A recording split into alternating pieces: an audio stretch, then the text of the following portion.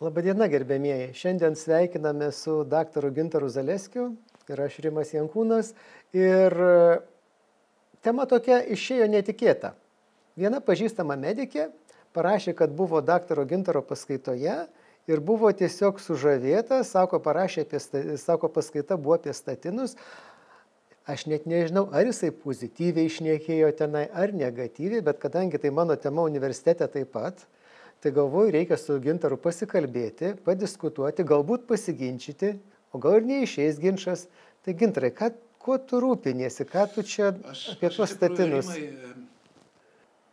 Besiruošdamas tai paskaitai, nuolatos galvojau apie patį ir nuolatos galvojau, kaip man norisi, kad ir tu, ir galbūt kuo daugiau žmonių išgirstų tai, ką aš dabar sužinau. Nes ruošdamasis paskaitai aš buvau nusistatęs, kad pateiksiu visiems gydytojams, visiems laboratorijų darbuotojams informaciją iš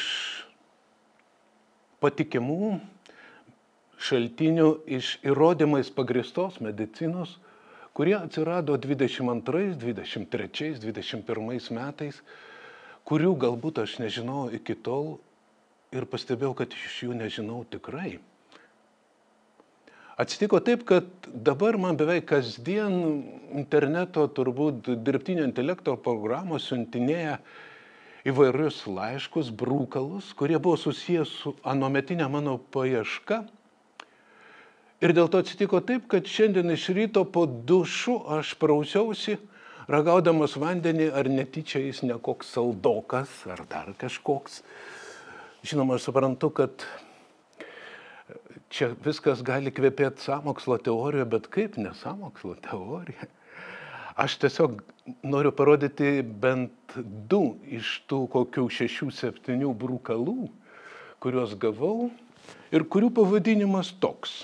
Na, tarkim, statinų nėra prirašoma žmonėms pernelyg daug, mes turėtume dėti statinus į geriamą vandenį. Štai.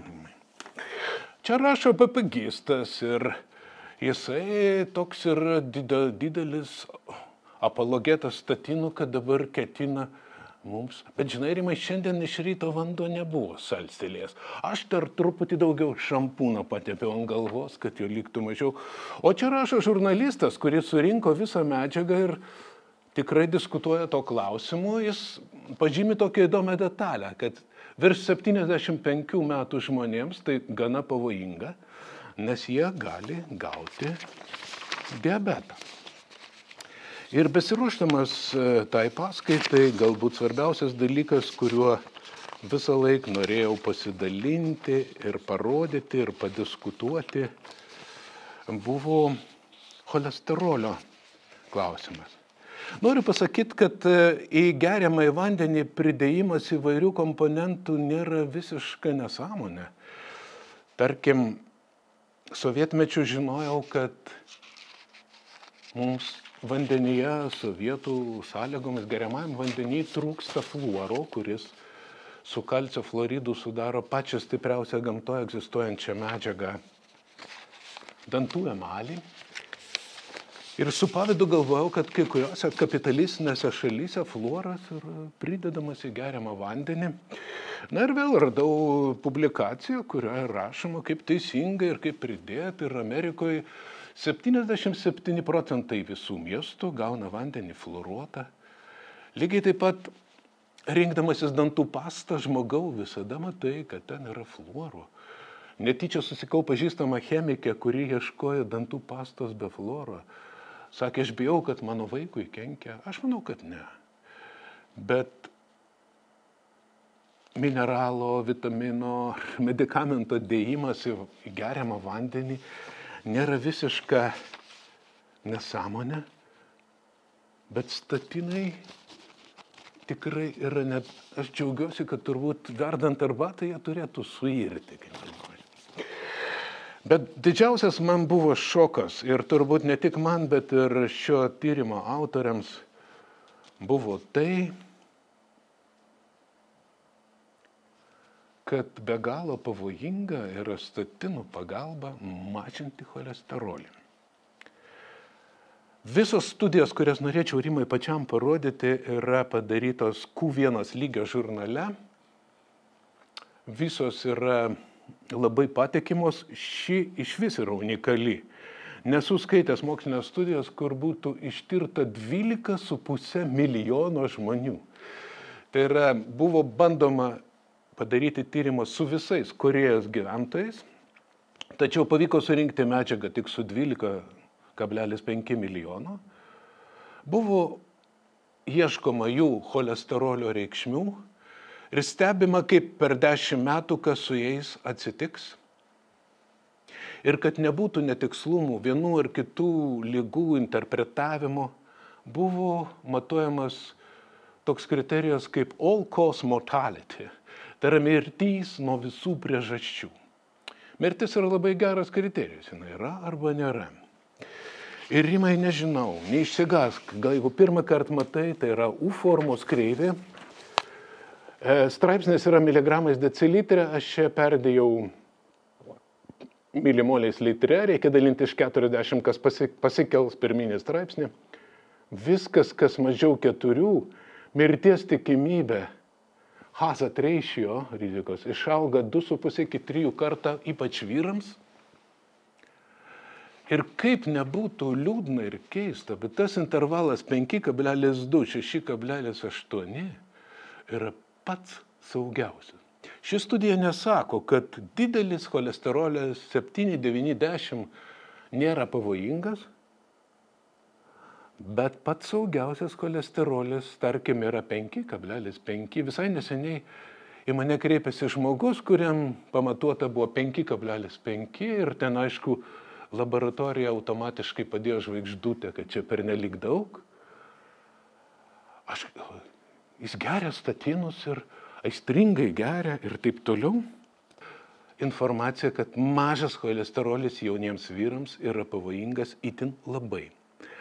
Ir kadangi autoriai patys stebėsi, sako, mes žinome, kad, tarkim, Norvegijoje yra judėjimas, padarykim visiems žmonėms cholesterolį mažiau negu 5. Amerikoje yra judėjimas, padarykim visiems cholesterolį mažiau negu 200 iki 2020 metų, o mes randam, tai mes sako, mūsų tyrimo trūkumas tas, kad mes nebandėm išsiaiškinti, nuo kokių priežasčių miršta tie žmonės, kurie cholesterolis mažas. Na ir aš, aišku, tada sakiau, kolegos, kurie klausot paskaitą, aš nusižengsiu savo nuostatai. Nuo 20, 21, 23 metų publikacijos aš staigiai įlysiu į tas citavimus, kuriuos pateikė šis straipsnis. Na ir ką, gilindau. 2011, sena publikacija, japonai padarė tokią studiją ir joje jie surado, kad tie žmonės, kurių cholesterolis žemas, daug dažniau miršta, dėmesio, nuo infarkto, hemoraginio insulto ir vėžio. Štai ta publikacija, bet aš ją radau tik po to, kai perskaičiau nuorodą. Aš tiesą sakant esu nustebęs dėl infarkto. Skiriamas aukštas cholesterolis, skiriamas senoliams. Dar viena japonų publikacija, dar senesnė. Parašyta, kad seniems žmonėms mažinti mažiau 4 yra ypatingai pavojinga. Pasiskaitykite, jeigu manim netikite. Grįžtu prie klinikinių tyrimų, kuriais remiantis statinai užregistruoti. Fantastika. Rima, tiesiog pas mane ant liežuvio galo, kaip norisi apie tai šnektelti, nes aš ir paskaitos metu ir savo draugui parodžiau. Sakau, žinai, aš negaliu būti toks statinų niekintojas, aš žinau reklamą, kad 36% lipitoras sumažina infarkto riziką. Na gerai, aš pasiėmiau. Bet tai yra tiesa. Bet tai yra tiesa, tiesiog pasakykime tiesą iki galo. Absoliuti tiesa. Taip, 36%, netgi 37%. Absoliuti tiesa, Rimai. Bet aš dabar... Iš kur jie? Bet aš dabar, kaip gerai, kad užvedė ant liežuvio, apie tą ruošiausi šnekėti. Bet tu pasakyk, kam ta rizika sumažėja 36%. Ne. O čia aš pasiimu studiją, iš kurios ta reklama padaryta. Ascot studija. Ir čia vat yra 36 procentai. Teisingai, aš atsiverčiu tuos pačius duomenys VVKT patvirtintoje preparato charakteristikų santraukoje. Vat šitas Tai dabar marmaliukas yra 36 procentai. Tai paaiškink, kaip dabar skaičiuojame. Dabar paaiškinsiu, kaip jie tos 36 procentus gavo. Žmonėms skiria vieniem atorvastatiną, kitiems skiria placebo. Ir tiem, kurie skiria placebo, 97 procentam per 6 metus neįvyko nieko.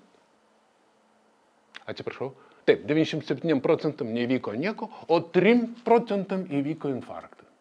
O tie, kurie uoliai gėrė, įvyko 1,1 procentai. Tai vieną marmaliuką padalino iš kito, 1,1 padalinus iš 3, gaunasi 0,36. Bet aš čia norėčiau atkreipti dėmesį, kad tai yra standartinė tvarka, skaičiuojant santykinį rizikos sumažėjimą, relative risk reduction, kai skaitikliai atsiduria tie žmonės, kuo skiriasi placebas nuo intervencijos, o vardiklyje tie, kurie be intervencijos būtų patyrę komplikaciją. Ne? Ir dabar mes turime tą 1,1 procento apsaugotų statino dėka ir dalinam iš tų 3 procentų, kurie būtų turėję ir turim tuos 36. Ir dedam į geriamą vandenį. O reali nauda yra kokiam procentų žmonių? Vienam. Dabar pasakykime iki galo, Gintarai. Apsauga nuo kardiovaskulinių komplikacijų. Gal matyti ne tik tai infarkto, čia ir revaskulizacijos procedūros, bet taigi, ką rašo gydytojų patvirtinta informacija. Bendrasis mirtingumas ir kardiovaskulinis mirtingumas sumažėjo nereikšmingai. Analizuojant pagal lytį, reiškia, statistinio patikimumo nebuvo. Mažiau mirčių statino grupėje, bet šiek tiek. Statistika nerodo skirtumo. Ir dabar, analizuojant pagal lytį, palankus poveikis pasireiškia vyrams, bet moterims jo nenustatyta. Ir toliau, ta pirminė vertinamoji baigtis mirtina išeminė širdies liga ir nemirtinas infarktas reikšmingai sumažėjo amlodipiną kartojusiems pacientams. Čia yra kalcio kanalų blokatorius. Bet atenololių vartojusiems kartu pacientams to nenustatyta. Mes viską suplakam į krūvą. Amlodipiną, atenololį, virusus, moteris. Ir gaunam tokį kratinį, kur...